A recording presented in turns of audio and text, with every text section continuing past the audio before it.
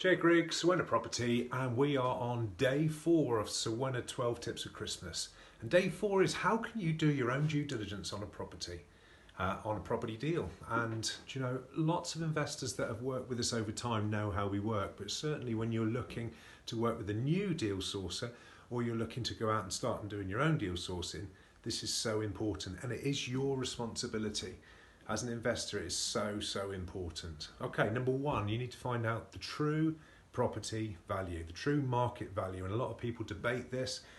Property's only worth what it is or what it will sell for. True, but you need to look and find some comparables of what other properties are on the market for now, but more importantly, what have other properties sold for in the area and when are they sold for. Now, you need to get online. You need to be using websites like Mouseprice or Rightmove. And especially if you're looking at deals with below market value or being advertised as below market value or buy, refurbish, refinance deals, it is so important that you find out. Many areas are fickle. You know, you can literally have one side of the road is a good area. On the other side of the road, house prices are slightly lower. And it's about that geographical knowledge. But it's so important. So when are they sold? If they've sold, and what are they on the market for at the moment? Many properties in our patch, there are areas where properties haven't sold for a long time. So Mouseprice is a good tip.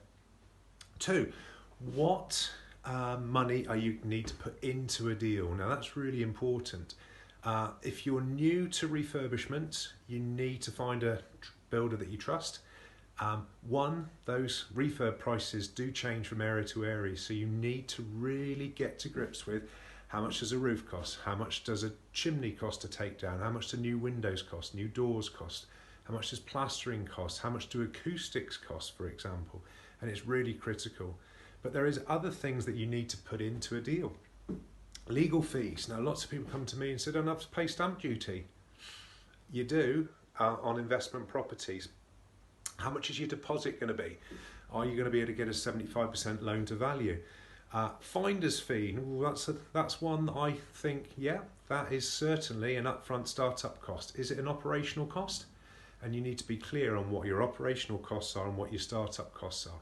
And don't forget financing. If you're buying with cash, you're buying with bridge, and you're buying with a mortgage, they are all different upfront fees. So it's really important to get that right.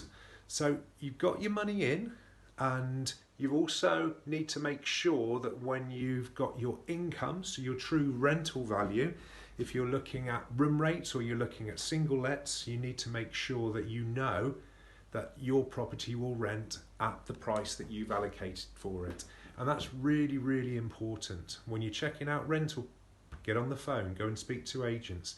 You can certainly look at places like online places like OpenRent, Rightmove, SpareRoom.com. I've even heard people putting dummy ads on there, but you need to know the area and what works for you in the area. Okay, when you're working out cash flow, you need to be clear on what are the expenses on each of those properties. So, how much are your utilities going to be? How much is the council tax, the Wi-Fi? How much cleaning are you going to need if you're doing an HMO? And all of these will add up, and it's really important to get that right. Now, finally, when you're pulling all this together and you're working out your own ROI, it's going to be different to every investor. So it's really critical to understand that if you're getting finance, all of those fees, interest rates, if you're looking at HMOs, they're going to be a little bit higher than if you're doing buy-to-lets, and there's a lot of very low buy-to-lets around at the time of making this film.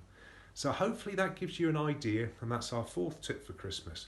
But it's so important. Take responsibility for your own due diligence. Have a great day. See you next time.